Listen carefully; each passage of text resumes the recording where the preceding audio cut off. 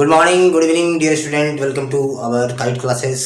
तो आज हम आपको बताने जा रहे हैं एक नया चैप्टर, इसका नाम है कोऑर्डिनेशन कंपाउंड। सबसे पहले जान लेते हैं कि इस चैप्टर्स जो हम लोग स्टार्ट करने जा रहे हैं, इसके लिए बहुत सारे ऐसे चीज़ है जो कि आपको जानना चाहिए, तब जाके एक चैप्टर आपके क्लच में होगा ये, ठीक है। तब आप इसको चाहेंगे तो इसके क्वेश्चन को जैसे तैसे आप इसको तोड़ मरोड़ के घुमा सकते हैं, ठीक है।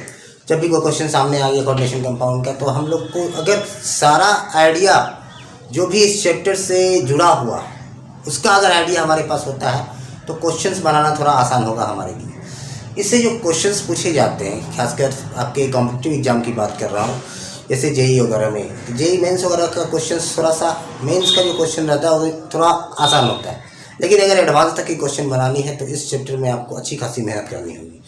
और जो नीट का क्वेश्चन रहता है, नीट का क्वेश्चन है वो भी कंसेप्चुअल क्वेश्चंस रहता है, जो कि आपको बेसिक चीज़, कोई भी कंपटीशन आप कॉम्पिटिटिव एग्जाम देते हो तो उसमें क्या है कि बेसिक बातें छुपी हुई रहती है। अगर बेसिक हमारा क्लियर होता है तब जाके हम लोग कोई भी क्वेश्चन को आसानी से हैंडल कर पाते हैं।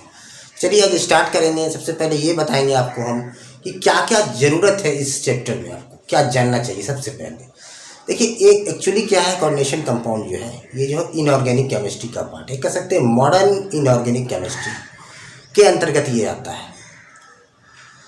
और इसका बहुत सारा एप्लीकेशंस भी है इस कंपाउंड्स का, जो हम लोग चैप्टर के अंतर्गत पढ़ेंगे। तो ये जानिए कि सबसे पहले हम लोग क्या क्या जानना है। जैसे मान लें कि कोऑर्डिनेशन कंपाउंड अगर मैं लिखता हूँ, अभी आप जानिए कि मान लें कि कोऑर्डिनेशन कंपाउंड हम किस तरह से लिख दिए, ध्यान दीजिएगा। जैसे K4 लिख दिए, पोटासियम फेरोसाइनाइड मैंने लिख दिया यहाँ इस तरह से। तो सबसे पहला इसमें क्या होगा कि जो भी आपका ऑक्सीडेशन स्टेट का चर्चा हो, ऑक्सीडेशन स्टेट आप किस तरह से फाइंड आउट करोगे, ऑक्सीडेशन स्टेट। इसलिए सबसे पहला चीज़ मैं बताने जा रहा हूँ कि ऑक्सीडेशन स्टेट, इसलिए कि पूरे चैप्टर में जब भी आपको क्वेश्चन बनाने बैठते हो, चाहे इसके IPSC नेम आएगा बीच में, नोमेनक्लेचर करना होगा, तो आपको इसके ऑक्सीडेशन स्टेट के पास पहुँचना होगा। ऑक्सीडेशन स्टेट किसका, जैसे कि मान लीजिए जो भी एलिमेंट आप देख रहे हो आपका ये स्क्वायर ब्रैकेट के अंदर में, वो एलिमेंट आपको कौन सा मिलने वाला है, डी ब्लॉक एलिमेंट मिलने वाला है। ऑलरेडी डी ब्लॉक एलिमेंट जो हम लोग पढ़े हैं, तो उसमें ये लिखा हुआ है कि डी ब्लॉक एलिमेंट या फिर ट्रांजिशन एलिमेंट्स में एक प्रॉपर्टी होती है जो कि कॉम्प्लेक्स कंपाउंड या कोऑर्डिनेशन कंपाउंड को बनाता है, ठीक है, तैयार करता है। It can form coordination compound. इसके पीछे क्या लॉजिक है वो बाद में हम डिस्कस करेंगे, लेकिन ये कोऑर्डिनेशन कंपाउंड का फॉर्मेशन करता है। और ये डी ब्लॉक एलिमेंट का जो होगा, आपको ऑक्सीडेशन स्टेट निकालना आना चाहिए। तो किस तरह से हम निकालेंगे ऑक्सीडेशन स्टेट, आप देखिए। सभी के लिए आप ऑलरेडी ऑक्सीडेशन नंबर हम पढ़ाए हैं, उसका भी आप वीडियो देख सकते हो किस तरह से मैं ऑक्सीडेशन स्टेट निकालना। तो यहाँ भी कुछ वैसे ही करने वाले, कुछ अलग नहीं करने वाले हैं। तो जैसे मान लें कि आयरन है, यहाँ पे आयरन का अगर ऑक्सीडेशन स्टेट आपको निकालना है तो मान लेते हैं कि आयरन का यहाँ पे मान लेते हैं X है, जिसका निकालना है आप उसको क्या करोगे, X मान लोगे ऑक्सीडेशन स्टेट। तो और पोटासियम का क्या होता है, K प्लस होता है, मीन्स एक पोटासियम पे +1 ऑक्सीडेशन हो जाता है। 4 पोटासियम पे क्या हो जाएगा, 1 × 4 हो जाएगा, ध्यान देंगे आप। और साइनाइड पे होता है -1, ठीक है, -1। तो क्योंकि 6 साइनाइड है तो -1 इक्वल टू टोटल चार्ज। इस पर क्या दिख रहा है आपको, टोटल चार्ज इस केमिकल कंपाउंड पे या फिर कोऑर्डिनेशन कंपाउंड पे क्या दिख रहा है, 0 है। तो 4 हो जाएगा यहाँ पे, x - 6 = 0, x - 2 = 0, देयरफॉर x = क्या आ गया, +2 हो गया। तो इस तरह से आप सेंट्रल मेटल एटम का हाइब्रिडाइजेशन, ये क्या बोलते हैं, ऑक्सीडेशन स्टेट आपको निकालने आनी चाहिए। और भी कोई एग्जांपल लेके मैं चलता हूँ। सपोज यहाँ पे मैं लिख दिया कि यहाँ पे K4 है आपका, यहाँ Al है, सपोज ये है। उसके बाद एक एग्जांपल लेता हूँ, जैसे कोबाल्ट है, NH3 है, होल थ्राइस है, इसके ऊपर आपका 3 का प्लस लिखा हुआ, ध्यान देंगे आप मेरी बात को। तो इस टाइप का, मतलब इस चैप्टर में इसी टाइप का कंपाउंड आपको देखने को मिलने वाला है। तो इसका क्योंकि ये कोबाल्ट है, डी ब्लॉक एलिमेंट है, इसको X मान लेते हैं, और एमोनिया है, यहाँ पे देख रहे हैं एमोनिया है। एमोनिया एक न्यूट्रल मॉलिक्यूल है जिसके ऊपर क्या चार्ज है, 0। तो 0 × 3 बराबर इस टोटल स्पीसीज पे क्या चार्ज है, प्लस का 3 है। देयरफॉर x इक्वल टू क्या आ गया, +3 आ गया। x इक्वल टू क्या है, +3। तो यहाँ पे कोबाल्ट का जो ऑक्सीडेशन स्टेट आया आपका +3 आया। तो इस तरह से आप क्या करना है, सबसे पहले ऑक्सीडेशन स्टेट आपको निकालनी आनी चाहिए। तो इसके लिए देखिए ऑक्सीडेशन स्टेट क्या है कि कुछ कॉमन जो चीज़ है वो आपको याद होनी चाहिए ऑक्सीडेशन स्टेट में। जैसे हम बात करते हैं ऑक्सीडेशन स्टेट अगर हम निकालना चाह रहे हैं, जैसे ध्यान देंगे कि यहाँ पे K+ होता है पोटासियम का, Na+ होता है सोडियम का, समझ रहे हैं। उसके बाद एल्युमिनियम का Al3+ होता है। तो इस तरह से कुछ का, जैसे मान लीजिए साइनाइड का -1 है, क्लोरीन का -1 है, ब्रोमीन का -1 है, फ्लोरीन का -1 है, ऑक्सलेट आयन का -2 है, कार्बोनेट आयन का -2 है, ठीक है। ये सब देख रहे हैं आप। तो ये सब चीज़ जो है कॉमन चीज़ है जो कि आपको ये चीज़ जानना है। धीरे धीरे हम लोग क्वेश्चंस बनाएंगे तो धीरे धीरे सीखते चले जाएंगे, याद आते चले। कोई बैठ के रटने वाली बात यहाँ पे नहीं होने। आप जितना प्रैक्टिस करोगे उतना ज़्यादा याद हो जाएगा, वो अपने याद हो जाएगा और एग्जामिनेशन हॉल में अपने आसानी से निकलना शुरू हो जाएगा आपका। तो ये तो इतना चीज़ है। अब इसके बारे में ऑक्सीडेशन स्टेट के अलावा क्या आपको इस चैप्टर्स में इम्पॉर्टेंट बातें हैं। इम्पॉर्टेंट चीज़ है कि हम लोग निगेटिव आयन जो भी जस्ट लिखे, खासकर निगेटिव आयन जो होता है, इसमें निगेटिव आयन का मतलब जैसे Cl-, OH-, Cn-, ये होता है। तो निगेटिव आयन को बोलते हैं इलेक्ट्रॉन रिच। क्या बोलते हैं, इलेक्ट्रॉन रिच होता है, ठीक है। और इलेक्ट्रॉन रिच में ये भी सब आता है, ध्यान देंगे आप, H2O, NH3, ये सब क्या है, इलेक्ट्रॉन रिच। चाहे आपका कुछ और एग्जाम्पल मैं लिख दूँ, इथेन 1,2 डाईएमाइन लिख देंगे, डाईएमाइन, इथेन 1,2 डाईएमाइन, ये भी लिख दिए हैं। ऑक्सलेट आयन लिख दिए, ध्यान देंगे, ऑक्सलेट आयन लिख देंगे। ये सब क्या है, ऑक्सलेट आयन है, C2O4 2-, ये ऑक्सलेट आयन है, ठीक है। साइनाइड आयन है, ठीक है, या फिर आइसोसाइनाइड आयन है, SCN है, ठीक है, थायोसाइनाइड आयन। तो ये सब चीज़, जितना भी चीज़, हालांकि ये सब चीज़ भी सब आपको चैप्टर के अंदर मिलने वाला है, सब आपको। हाँ, एक बात इसलिए मैं इसका आपको शक्ल दिखा देना चाहता हूँ कि जब चैप्टर पढ़ाएं या चैप्टर आप पढ़ें किताब निकाल के, तो ऐसा नहीं लगना चाहिए कि कुछ नया चीज़ हमारे सामने है, ऑलरेडी देख चुके हैं। इससे बहुत फ़ायदा होता है। इससे देखा हुआ चीज़ से क्या रहता है, इंटरनली आपके अंदर कॉन्फिडेंस रहेगा कि हम क्वेश्चन बना सकते हैं, ये सब चीज़ देखा हुआ है, आसानी से समझ सकते हैं। बात क्लियर है। तो ये सब चीज़ है। इसी को हम लोग क्या बोलते हैं, ध्यान देंगे, इसको आप लोग कहते हैं, जो इलेक्ट्रॉन रिच स्पीसीज है उसको आप क्या बुलाते हो, लेविस बेस बुलाते हो। क्या बुलाते हैं, लेविस बेस बुलाते हैं, ध्यान देंगे। और इसको निकोलियोफाइल भी आप बुलाए हो। जब ऑर्गेनिक आपने पढ़ा है तो इसको क्या बुलाए हो, निकोलियोफाइल बुलाए हो, ठीक है, ध्यान देंगे। और इसको हम लोग एक कोऑर्डिनेशन कंपाउंड जब पढ़ते हैं तो एक नया नाम इसको मिला है, जिसको बोलते हैं लाइगेंड बोला जाएगा, ठीक है। जब कोऑर्डिनेशन कंपाउंड के अंदर हम निगेटिव आयन या फिर इलेक्ट्रॉन रिच पार्टिकल की बातें करते हैं तो उसका एक नाम, स्पेशल नाम दिया गया, उसको बोलते हैं लाइगेंड। और बाकी आप निकोलियोफाइल और लेविस बेस से तो परिचित हो, लेकिन ये टर्म एक नया आपको लग रहा होगा। लेकिन इस कोऑर्डिनेशन कंपाउंड में बार बार निकोलियोफाइल ना यूज होके, लेविस बेस ना यूज होके आपको लाइगेंड यूज होगा। इसको याद रखनी है आपको। समझ चुके आप इतनी बात। तो ये चीज़ है। अब बात आती है क्या और आपको ज़रूरत पड़ सकती है इस चैप्टर्स में, और क्या ज़रूरत पड़ सकता है इस चैप्टर में, आपको ध्यान देंगे। ऑक्सीडेशन स्टेट आपने निकालना सीख लिया। आपको यही बता दिया कि नेगेटिव चार्ज को या फिर इलेक्ट्रॉन रिच चार्ज को आप क्या बुलाओगे, लाइगेंड बुलाओगे। यहाँ पे डी जो है, ये देख रहे हैं डी ऑर्बिटल का अच्छा खासा यूज हो गया। तो ये भी आपको ध्यान में रखना होगा कि डी ब्लॉक एलिमेंट या फिर transition element, D block element, transition element का खास बात ये है कि उसके जो डी ऑर्बिटल होते हैं पार्शियली फिल्ड होते हैं। ऐसा कुछ कंडीशन होता है, मतलब D1, D2, D3, D4, D5 इस तरह से रहेगा, D6, D7, D8, D9 और D10, ठीक है।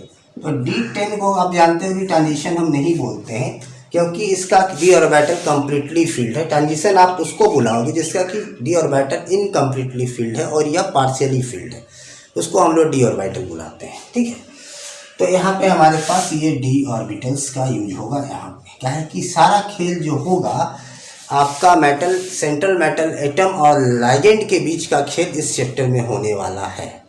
यही दोनों मिलके आपका क्या होगा कि अलग अलग कोऑर्डिनेशन कंपाउंड का फॉर्मेशंस करेंगे। अब बात आती है, जब भी आप ये d ऑर्बिटल में याद रखेंगे, d में मैक्सिमम आप कितने इलेक्ट्रॉन भर सकते हो, D10 भर सकते हो मैक्सिमम, D11 कभी नहीं हो सकता है, D9 पॉसिबल है, इससे नीचे हर कुछ पॉसिबल है, D1 से D9 पॉसिबल है, D10 भी पॉसिबल है, लेकिन D11 पॉसिबल नहीं है। याद रखना ये चीज़ को, d ऑर्बिटल का इसमें यूज होगा। d ऑर्बिटल इसमें किसके पास होगा, d ऑर्बिटल जो भी होगा, जो हाफ फील्ड d ऑर्बिटल होंगे। हाफ फील्ड d ऑर्बिटल का मतलब ये होता है हाफ फील्ड d ऑर्बिटल। देखिए सारा चीज़ हम इसलिए बता रहे हैं कि ताकि इस चैप्टर का जो हम नेक्स्ट लेक्चर तैयार करें तो डायरेक्ट हम लोग ये सब चीज़ जो होगा आपको सुना हुआ रहना चाहिए कि हाँ ये चीज़ हम सुने हैं। तो ये हो गया हाफ फील्ड d ऑर्बिटल, इसको बोलते हैं हाफ फील्ड d ऑर्बिटल। ठीक है, मतलब आप कह सकते हैं यहाँ पे 1 2 3 4 5 ऑर्बिटल्स है, तो पांचों ऑर्बिटल क्या है, हाफ फील्ड है, एग्जैक्टली हाफ फील्ड है।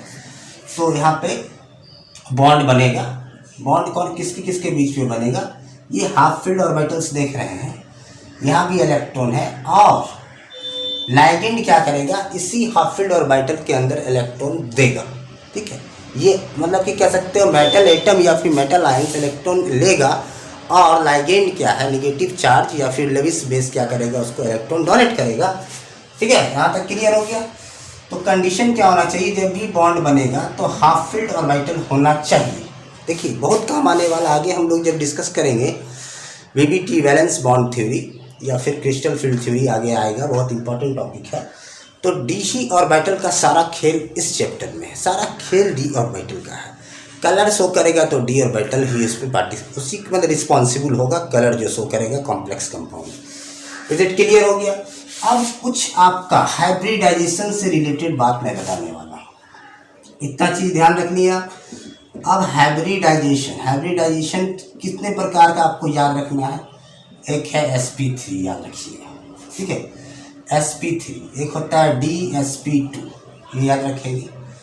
एक हो गया sp3d, फिर dsp3, एक हो गया sp3d2 या फिर d2sp3। इतने प्रकार के हाइब्रिडाइजेशन आपके सामने आने वाला है, तो क्यों नहीं आप इसको इतने चीज़ को अभी एक बार देख लो। अगर आप देख लेते हो तो फिर अगर चैप्टर में फिर दिखाई पड़ेगा तो बड़ा ही आसान आपको महसूस होगा, कंफर्टेबल महसूस करोगे आप कि अगर ये सब चीज़ दिख रहा है। हाँ बात अलग है कि ये जब आएगा हाइब्रिडाइजेशन तो अलग अलग शेप तैयार करके आएगा, सबका शेप अलग अलग, कुछ हो सकता है टेट्राहेड्रल हो, कोई ऑक्टाहेड्रल हो, इस टाइप से कोई स्क्वायर प्लेनर हो, इस प्रकार के शेप आपको देखने को मिलेगा अकॉर्डिंग टू हाइब्रिडाइजेशन। तो एक बार आप दिमाग में रखो कि ये भी चीज़ आपको चैप्टर में मिलने वाला है। सबसे पहली बात ये सब सारी चीज़ें क्लियर हो गया इतना दूर तक। ये चीज़ आपको sp3 dsp2 sp3d dsp3, इसके बाद आपका sp3d2 और d2sp3। तो इतने हैं 1 2 3 4 5 6, इतने प्रकार का जो है आपको हाइब्रिडाइजेशन देखने को मिल सकता है, इतने प्रकार के जो हाइब्रिडाइजेशन है। तो इसमें हो गया कुछ ऑक्टाहेड्रल कॉम्प्लेक्सेस बनाएंगे, कुछ स्क्वायर प्लेनर कॉम्प्लेक्सेस बनाएंगे, तो ये सब चीज़ आपको देखने को मिल सकता है। हाइब्रिडाइजेशन इस प्रकार का देखने को आपको मिल सकता है। अब बात आती है, ध्यान देंगे, अब क्या बात आती है, अब बात आता है कि कोऑर्डिनेशन। जब हम लोग कोऑर्डिनेशन कंपाउंड पढ़ते हैं, ठीक है, कोऑर्डिनेशन कंपाउंड पढ़ते हैं तो आपको ध्यान रखना है कि कोऑर्डिनेशन, ऐसा लग रहा है कोऑर्डिनेट, कहीं न कहीं कोई कोऑर्डिनेट बॉन्ड की बातें हो रही हैं। तो कोऑर्डिनेट बॉन्ड थोड़ा समझना हमारे लिए ज़रूरी है कि कोऑर्डिनेट बॉन्ड एक प्रकार का कोवैलेंट बॉन्ड ही है। कोऑर्डिनेट कोवैलेंट साथ में बोलते हैं। कोऑर्डिनेट बॉन्ड जो बनता है, किससे बनता है, by donation of lone pair electron, donation of lone pair electron. Lawn pair electron के डोनेशन से जो बॉन्ड बनता है उसको बोलते हैं कोऑर्डिनेट बॉन्ड। सपोज मान लें कि यहाँ M है और ये कोई L है, लाइगेंड जिसको है, ठीक है। इस लाइगेंड के जगह पे क्या हो सकता है, L equal to Cl minus भी हो सकते हैं, L इक्वल टू NH3 भी हो सकता है, L इक्वल टू H2O भी हो सकता है। सपोज M इक्वल टू हम NH3 रख दिए तो यहाँ पे NH3 के पास जानते हैं एक लॉन पेयर है, तो लॉन पेयर इस मेटल को क्या करेगा, ये डोनेट करेगा, ठीक है। जब डोनेट के द्वारा जो बॉन्ड बनता है उसको बोलते हैं कोऑर्डिनेट बॉन्ड, या फिर उसको आप डेटिव बॉन्ड भी बोलते हैं। क्या बोलते हैं, डेटिव बॉन्ड बोला जाता है, ध्यान देंगे इस चीज़ को। तो अगर ये डोनेट कर रहा है तो कोई भी जो डोनेट करता है वो क्या कहलाता है, लाइगेंड कहलाता है, या फिर डोनेट करता है तो उसको क्या बोलते हो आप, लेविस बेस कहते हो, और जो एक्सेप्ट करता है उसको कहते हो आप लेविस एसिड। मतलब कि जो भी सेंट्रल मेटल एटम होगा, जैसे मैंने आपको दिखाया था जस्ट एग्जाम्पल, पोटासियम फेरोसाइनाइड का ये एग्जाम्पल था। तो यहाँ पे जो आयरन देख रहे हैं, आयरन सेंट्रल मेटल एटम है, ये डी ब्लॉक एलिमेंट है, ट्रांजिशन एलिमेंट है, तो ये ऑलवेज क्या होगा, लेविस एसिड कहलाएगा। और इसके ये सब जो CN साइनाइड आयन है, इसके बाद जो भी कुछ होगा इसके अंदर वो लेविस बेस कहलाएगा, जो इलेक्ट्रॉन पेयर को, इलेक्ट्रॉन को डोनेट करेगा, किसको, सेंट्रल मेटल एटम को डोनेट करेगा। और ये जानते हो कि डोनेट करने के बाद कौन सा बॉन्ड का फॉर्मेशन होता है, कोऑर्डिनेट बॉन्ड या फिर डेटिव बॉन्ड है। Is it clear? तो ये कहानी थी यहाँ तक का कि इतना चीज़ आपको आना चाहिए कि कोऑर्डिनेट बॉन्ड कैसे बनता है, by donation of lone pair electron. थोड़े से एग्जाम्पल लेके मैं सिंपल एग्जाम्पल से कोऑर्डिनेट बॉन्ड को समझाना चाहता हूँ, आप चैनल के साथ बने रहें, ठीक है। तो यहाँ पे देखिए कोऑर्डिनेट बॉन्ड, जैसे मान लें कि हम लोग सुने हैं SO सल्फर डाइऑक्साइड में कोऑर्डिनेट बॉन्ड कैसे बनता है। आप जानते हैं सल्फर का क्या होता है, 286 होता है, ऑक्सीजन का होता है 2 और 6। तो सल्फर पे दे दीजिए 2 2 4 और 2 6, यहाँ पे दे देते हैं 2 2 4 2 6, यहाँ पे दे दीजिए 2 2 4 2 6। देखिए ऑक्सीजन को कितना इलेक्ट्रॉन चाहिए स्टेबिलिटी के लिए, 8। तो इसके द्वारा ये शेयर कर दिया, इसके द्वारा ये शेयर कर दिया, इसका भी 8 हो गया, इसका भी 8 हो गया, दोनों अपने आप में स्टेबल होकर डबल बॉन्ड क्रिएट कर दिया। अब ये ऑक्सीजन बच गया, इसके पास 6 इलेक्ट्रॉन, अब ये क्या करे, 2 इलेक्ट्रॉन की कमी है, ये दोनों अपने आप में स्टेबल हो चुका है। तो अब तो शेयर नहीं करेगा, एक ही उपाय है कि इसके पास 2 ठो पेयर बचा हुआ, एक पेयर क्या करेगा, इसको डोनेट कर देगा। एक पेयर जैसे ही इसको डोनेट करेगा तो क्या हो जाएगा, ये यहाँ भी इसका भी 8 हो जाएगा। तो इस तरह से सारा एटम क्या हुआ, मॉलिक्यूल के अंदर स्टेबिलिटी प्रदान कर दिया, सभी को स्टेबिलिटी मिल चुकी है। तो याद रखिए कि यहाँ पे कोऑर्डिनेट बॉन्ड का अच्छा खासा खेल होने वाला है। कोऑर्डिनेट बॉन्ड किसी किसके बीच में बनेगा, मेटल एटम या फिर मेटल आयन और आपका कोई भी निगेटिवली चार्ज स्पीसीज के बीच में, जिन्स इलेक्ट्रॉन रिच है, न्यूक्लियोफाइल है, या फिर उसको लेविस बेस है, या फिर लाइगेंड है। लेकिन कोऑर्डिनेशन कंपाउंड में आप आदत डाल लो कि उसको लाइगेंड ही बुलाना, ठीक है। इलेक्ट्रॉन रिच को लेविस बेस मत बुलाना, न्यूक्लियोफाइल मत बुलाना, वहाँ पे क्या बुलाना है, लाइगेंड। उसको स्पेशल नाम दिया गया है, इसलिए हम लोग उसको लाइगेंड ही बुलाएंगे। तो ये था क्या है आपका, इतना चीज़ आप इसको, इतना आपको जानना है। इसके बाद हम लेक्चर्स, जो सेकेंड लेक्चर होगा, इसको मान लीजिए आप 0 लेक्चर इसको मान सकते हैं, इसको 0 लेक्चर मान के चलिए कि क्या क्या चीज़ का ज़रूरत होगा, ये चीज़ मैंने आपके सामने रखा है। ये सब चीज़ हमेशा आपके पास आने वाला है। डी ब्लॉक एलिमेंट हमेशा आएगा जब भी कोऑर्डिनेशन कंपाउंड आप पढ़ते हो। कोऑर्डिनेट बॉन्ड की जिक्र होगी, लेविस बेस, आपका न्यूक्लियोफाइल भी लेविस बेस, या फिर लाइगेंड हमेशा आसपास आपके रिवॉल्व करेगा। कोऑर्डिनेशन कंपाउंड जहाँ होगा ये सब चीज़ होगा ही होगा। डी ऑर्बिटल्स अक्सर आपके डी क्या बोलते हैं चैप्टर में आया करेंगे, हाईलाइट में रहेंगे डी ऑर्बिटल्स, ठीक है। वैकेंट डी ऑर्बिटल समझ चुके हैं, पार्शियली फिल्ड डी ऑर्बिटल क्या होता है और कंप्लीटली फिल्ड डी ऑर्बिटल क्या होता है, ये सब चीज़ इस चैप्टर में लाई करेगा, समझ रहे हैं। इसके बाद ऑक्सीडेशन स्टेट निकालना आपको जाननी चाहिए, जो मैंने बता चुका। सेंट्रल मेटल एटम की डी ब्लॉक एलिमेंट का ऑक्सीडेशन स्टेट क्या होता है।